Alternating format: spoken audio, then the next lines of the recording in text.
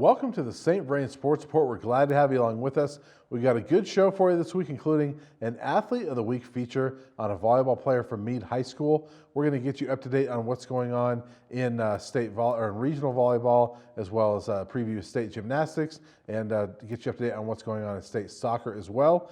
Also, we'll get you up to date on what's going on in football heading into the final week of the regular season. But first, we have some highlights. Let's get right to it with some soccer. State tournament, Class 4A state tournament over at Everly Montgomery Field. This is Canyon City at Silver Creek. Raptors in the black there and doing a great job of setting up a scoring chance here, but the shot by E.J. Davis is just wide to the left. Raptors on the move again, and Ross Bosley gets the shot off, but Canyon City's keeper is there for the save. Nice save for the Tigers there. Then Dylan Weiss with a great ball to Danny Russell, but the keeper makes a great play to stop the run and keep the Raptors out of the net. 22 shots on the day for the Raptors. Direct kick now for the Raptors. And Weiss is at the other end of it, possesses the ball, and punches the shot into the net. One of three different players to score for Silver Creek, which moves on to the second round with its 11th win in a row.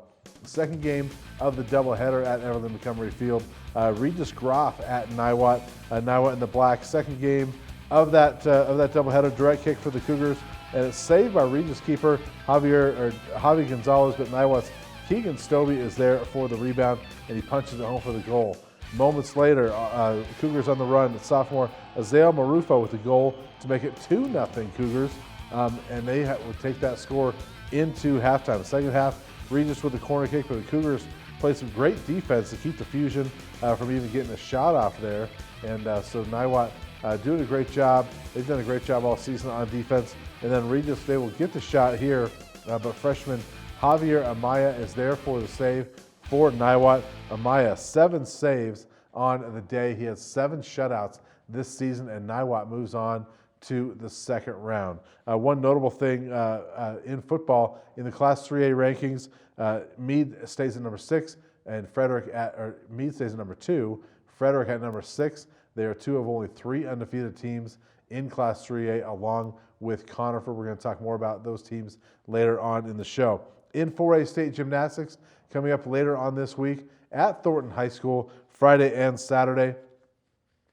4 o'clock on Friday and Saturday at 1:30 p.m. the competition begins.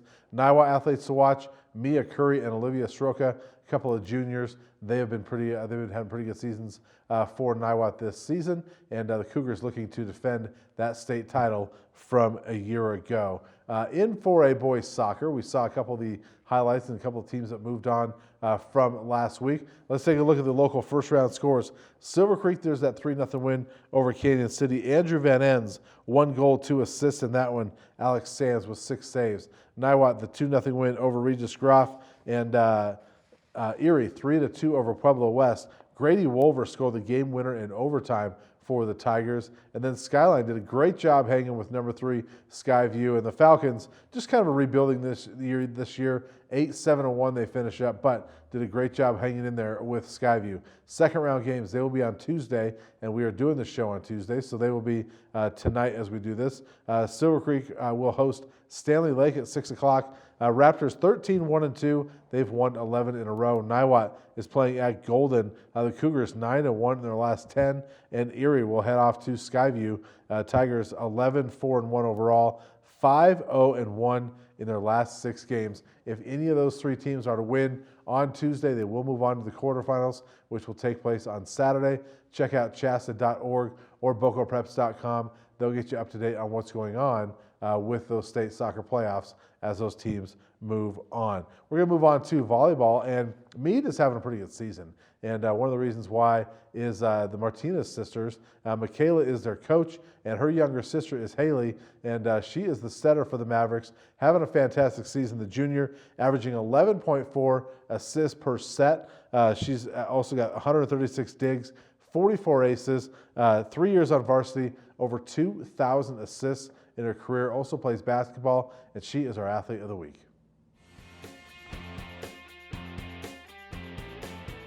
The season has been great. I think we all are really dialed in and pushing to our fullest potential. And I think what's clicking the most right now is We all had a sit-down meeting a couple weeks ago, and we were just like, hey, this is we are an amazing team, and we need to notice it, and we need to start pushing and showing people who Meade is. We need to make a name for ourselves. It's very exciting to host playoffs. We're all very excited. It's always nice to be at home for playoffs. You don't have to travel. I think our potential's high. I think that when we're all dialed in and we're all ready, that not a lot of teams can stop us. And of course, every team's really good, but we have a bond that a lot of teams don't have. My role as a setter, it's awesome because I get to connect with everybody on my team. They all can look up to me, and I can look at them for support, and I can really guide them if we need help, and they can help me. I got started in volleyball by watching my sister, going to all of her tournaments, sitting there all day, watching her. It was always so fun. And then I ended up playing rec for 3 years, and then I went into club, and I've played club ever since, and I've loved it. Having my sister as a coach has been crazy. It's been great, but at first I was so shocked, but it's been amazing. You can't tell, we're sisters in the gym. She pushes me and while everybody else, but it's been great. She's a different coaching style, and everybody needs a different coaching style. Sharing the experience with my sister has been great. We come home and she's always like, yes! And also when we lose, we also reflect on what happened. For the rest of my junior year, I would love to go very far in volleyball. I think we have so much potential too. For basketball, I want to go far this season. We haven't been so great, but I have high hopes for us, and we have really good players coming up that are really going to help our program. And overall, I just want to have a really good junior year. Well, thank you very much to Haley for giving us some time there. And thanks to her mother, who actually shot all those highlights you see in that video there. One other quick thing that I forgot to mention earlier on soccer, speaking of the Meade Mavericks, they played in the first round of the 3A state tournament, lost a 5-0 to Arupe Jesuit, but Meade, a resurgent season this year. They finished 10-6 after really some struggles early on in their program's history, finally making the state playoffs. So congratulations to them. Tough way to go out, but a great season for them. Let's take a look at the volleyball regionals coming up, where Haley and the Mavericks will host this weekend. In Region 2 at Montrose High School, Longmont gets in as the number 35 seed. There are 36 teams in, so they just get in, but the Trojans always been great at volleyball. 14-9 this season. They'll go look to pull off an upset down there. Meade will host at Region number 4. The Mavericks are 20-3. They've won 13 in a row coming in to the playoffs, and they are rolling along right now. Region 7 at Pueblo West, number 18 Silver Creek will head down there. The Raptors at 18-5. And in Region 8, Erie gets a chance to host. They are the 8th seed overall, 16-7. There are 12 regions, and all the region champions advance. So you got to win that regional to advance to the state tournament next week. So volleyball teams, Meade and Erie looking pretty good. I think Longmont and Silver Creek both with an opportunity to pull an upset there, but certainly Meade is the team to watch out for later on this week, as well as Erie. They're having a great season. Let's move on to football and look at the Week 10 football scores from last week. Week 10 because there was bye week, obviously. Lions, we're going to start with them because the Lions finally snapped their losing streak. 17-7 over Pinnacle, snaps an 18-game losing streak that dated back to the 2017 season.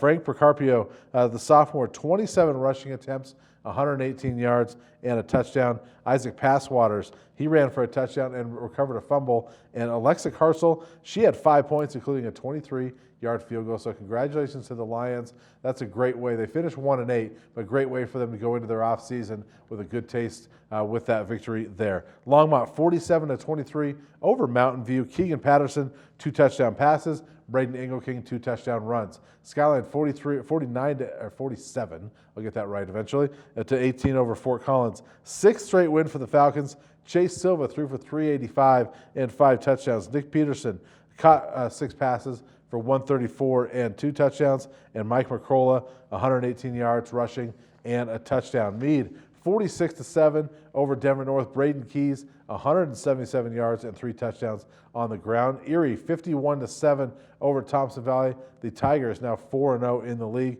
Frederick 48-12 over Skyview. They keep rolling. They led 42-0 at the half. Jake Green continues his monster season. 8 for 9, 180 yards, 4 touchdowns. One of those went to senior tight end Braden Weingart with his first career touchdown catch. He was an offensive lineman for most of his career, moved to tight end this year, gets his first career touchdown. Monarch 35-21 over Silver Creek. Raptors outscored 14-0 after the half, and Niwot falls 49-12. Liam Flanagan and Julian Molina with a couple of touchdown runs for the Cougars, who have just struggled throughout league play. They're hoping to get back on track and get a victory in the finale later on this week. But let's take a look at the standings around the area and see where everybody sits at this point. Broomfield leading the 4A Northern Conference. You see Longmont there, just a game back along with Windsor. There's a big one coming up for the Trojans later on this week. In the 4A Longs Peak League, it is Skyline at the top with Loveland. Skyline number 7 in the RPI rankings. Longmont 15, by the way. So a couple of teams with a chance to make the playoffs in 4A. Longmont obviously in a more precarious situation than Skyline. The Falcons at number 7 should get in at this point. In the 3A Northern Metro League, it is Meade and Frederick tied atop at 4-0. Meade, the number 2 in the RPI rankings, and Frederick at number 8. Both those teams are going to get in. We're just going to see if who has a chance to host. Meade should be able to host as a top 8 seed. Frederick, they probably need a victory this week against the Mavericks. In the North Valley League, it is Erie atop that conference with Fort Morgan, and Erie, the number 11 seed right now in the RPI rankings. And then the 1A Northern League with Lions. They avoid the basement with that great win against the Pinnacle. They finish 1-8, 1-4 overall. So let's take a look at the games coming up later on this week. There are some big ones. This is the best week of the high school football season in this area. 4 games with league title implications involving local teams, starting with Thursday night, Broomfield at Longmont. Broomfield 4-0 in the 4A Northern, Longmont at 3-1. Broomfield obviously can clinch with that victory. If Longmont wins and Windsor wins, then you set up a 3-way tie there. If Longmont wins and Windsor loses, then Longmont will be the league champion coming out of the Northern.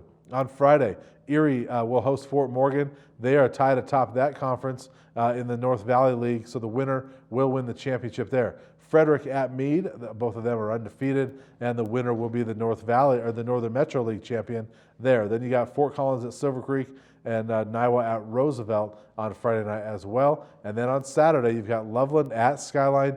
Both those teams undefeated atop the 4A Longs Peak League. So 4 of the 6 games in the area involve league title matchups there. So we've got a lot of area schools that could win league championships this week. So lots of games to choose from for game of the week. We're going to go with the one involving the 2 local teams, and that is Frederick at Meade. This is a huge one, maybe the game of the year in our area. These 2 teams have just been on a collision course for this game all season long. Friday night at 7 o'clock at Meade High School. Both these teams 9-0. Both these teams score a ton of points. Frederick, number 1 in scoring in the entire state as far as 11-man teams are concerned, almost 50 points a game. Meade not far behind. Defensively, Meade is number 1 in Class 3A, and Frederick has been number 2. You see both these teams run the ball very well. Frederick a little better at the passing, or at least they do it more often than Meade does. Brady Veltine does a good job throwing the ball for the Mavericks, but Jake Green has been the key there. So a couple of key players for the Mavericks. Braden Keys, he is the running back there. The Mavericks are dealing with a couple of injuries. Jake Wachter and Nathan Bailey, a couple of injuries there. So they might be in a little bit of trouble there. But Braden Keys, 560 yards, 8 touchdowns. They've always got a ton of guys that can run the football, so they might be okay. But they are missing a couple of their big weapons. Injuries to Wachter and Nathan Bailey could be real impactful for the Mavericks this week. But Frederick, they've got to play well. Jake Green, we mentioned him. He's been fantastic all season passing. 1,241 yards, 22 touchdowns, 0 interceptions. He's been phenomenal running the ball. 1,146 yards and 14 touchdowns. He's just been 36 total touchdowns, over 2,300 yards of offense. He has made that team go, but he's not the only weapon they have. Brandon Hornby, Dylan Sindelar, their tight end. Those guys have been great as well. And defensively, the Warriors have been fantastic. So that's going to be a big one. Both teams are going to be in the playoffs Frederick probably needs a victory there to be able to host in the first round. And if Frederick wins, both teams will probably host in the first round. But certainly both teams will be in the playoffs. So an exciting game to finish up the regular season. An exciting weekend for league title tilts in football. I want to thank Blaine Robinson and Don Gurton for all the behind-the-scenes work they do on this show, as also Blaine and Tim Ellis and Quinn McCain for getting the video for us this week. Check out bocopreps.com and the Longmont Times Call.